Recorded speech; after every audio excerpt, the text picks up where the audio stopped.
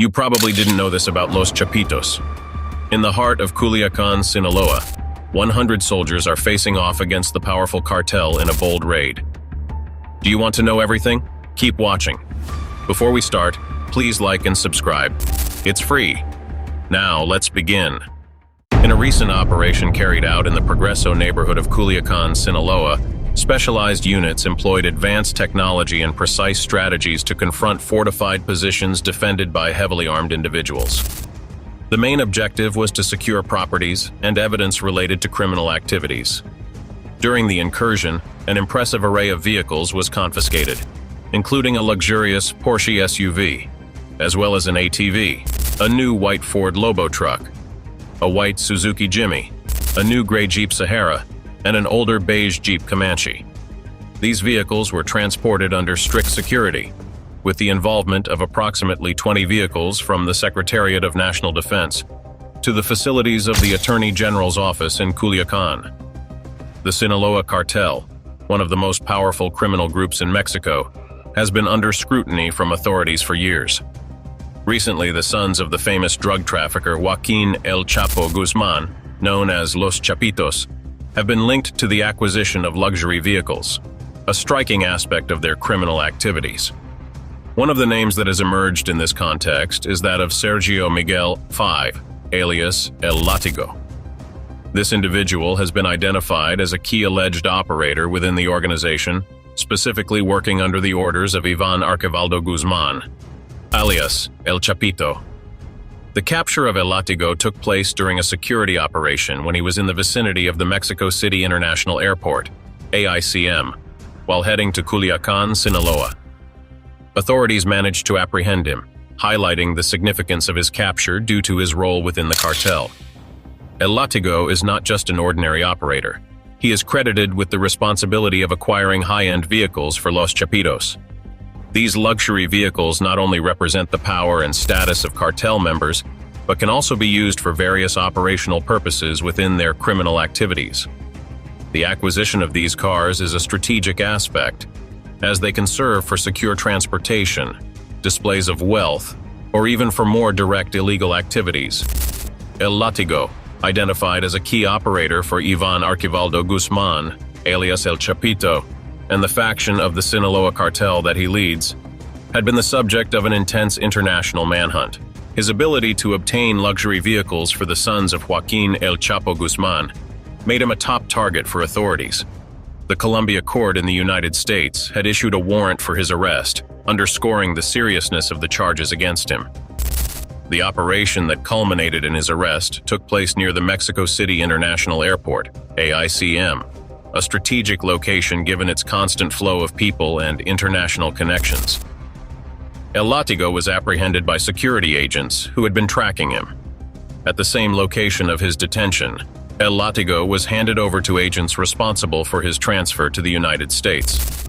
This quick and efficient move was crucial to ensure he faced justice without any opportunity for possible rescue attempts or escape.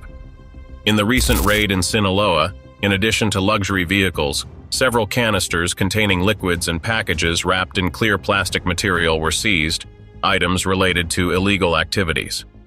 The Attorney General secured a property in Culiacán, placing seals on the garage gate and the door before transferring all seized items to federal facilities under strict security measures. In the streets of Culiacán, tension is palpable as police and military blockades shut down entire sectors to facilitate the movement of elite units. The clashes that erupt, marked by explosions and bursts of gunfire, turn the night into an unrelenting urban conflict. For the residents, the atmosphere is charged with uncertainty and fear, as law enforcement and drug traffickers engage in a deadly dance of strategy and survival. Behind every discovery lies a dark and ominous story. These properties are not just symbols of opulence. They are refuges for those who have defied the law and disrupted public order to amass their fortunes. Each raid serves as a grim reminder of the duality between wealth and crime, where beauty and excess hide a disturbing truth, the price paid in lives and the stability of a nation. The role of El Quique within the Sinaloa cartel. Sergio Miguel, known as El Quique, has been identified by the Attorney General's Office, FGR, as a high-ranking individual. According to reports, his association with the Sinaloa cartel dates back over 2 decades, underscoring his long trajectory and experience in the world of organized crime in Mexico. Among the functions attributed to El Quique, journalistic records indicate that he acted as a key financial operator for the sons of Joaquin Guzman Loera, better known as El Chapo. This position not only involved managing the cartel's economic resources, but also coordinating crucial financial and logistical transactions for the group's operations. The role of a financial operator within the cartel is fundamental, as it entails managing assets, laundering money, and handling resources to ensure the continuity and expansion of illegal activities. In the specific case of El Quique, his ability to manage the financial affairs of El Chapo's sons reflects a position of trust and responsibility within the criminal organization. If you are enjoying this video, be sure to subscribe for more similar content and give it a like to support us. These leaders are not only involved in the operational direction of the cartel, but they also play a crucial role in strategic decision-making and resource management that directly affects the criminal activities and influence of the group in the region. Their direct relationship with Ivan Archivaldo Guzman underscores the trust and level of responsibility granted to him within the criminal organization. This role involved not only the logistics of drug transportation, but also the coordination of complex operations to ensure the continuous flow of narcotics into the U.S. market, which is crucial for the cartel's finances and power. Additionally, it has been suggested that El Quique developed his own logistical system for the trafficking of narcotics from South America. Although the specific details of this operation are not entirely clear, his ability to establish and maintain efficient transportation routes speaks to his skill and knowledge in the realm of international drug trafficking. The capture of El Látigo was made possible thanks to the collaboration between the federal police, Interpol, and the FBI, institutions that coordinated efforts to bring this key operator of the Sinaloa cartel to justice. Currently, El Quique, as he is also known, is 52 years old and faces serious charges related to his criminal activities. Ivan Archivaldo Guzman, recognized as the leader of Los Chapitos within the Sinaloa cartel, has frequently been associated with an ostentatious collection of luxury vehicles. In an interview with the Belgian magazine NAC, El Chapito revealed his preference for luxury cars from prestigious brands such as Ferrari, Lamborghini, and Bentley. These vehicles not only reflect his taste for luxury, but also his position within the world of drug trafficking, where power and wealth are openly displayed through status symbols like these exclusive cars. In addition to his passion for high-end automobiles, Ivan Archivaldo also expressed an interest in thoroughbred horses, highlighting his luxurious and privileged lifestyle. This combination of tastes for luxury vehicles and high-bred horses is characteristic of the drug trafficking elite in Mexico, where cartel leaders not only accumulate wealth through illegal activities, but also conspicuously display it. A notable incident occurred when Ivan Archivaldo and his brother Jesus Alfredo were kidnapped in Puerto Vallarta, during which authorities found 5 white luxury vehicles, allegedly belonging to the brothers. This discovery underscores the direct connection between the Guzman family members and the possession of luxury goods, elements that reflect power and influence within the cartel.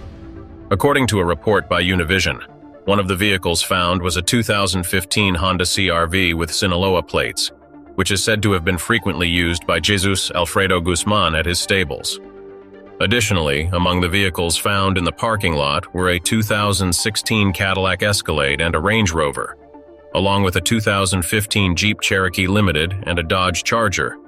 All these luxury cars reflect the purchasing power and taste for exclusivity of their owners, a characteristic that stands out in the context of drug trafficking and organized crime in Mexico. In his work, Los Chapitos, Radiografía Criminal de los Herederos del Cartel de Sinaloa, journalist José Luis Montenegro provides a detailed analysis of the children of Joaquín El Chapo Guzman and their lifestyle. Montenegro reveals that the Chapitos, as they are known, have not only inherited their father's criminal empire, but also his fondness for opulence. These young drug traffickers show a marked inclination to wear exclusive brand clothing such as Louis Vuitton and Christian Louboutin, status symbols they use to project their power and success within the organization.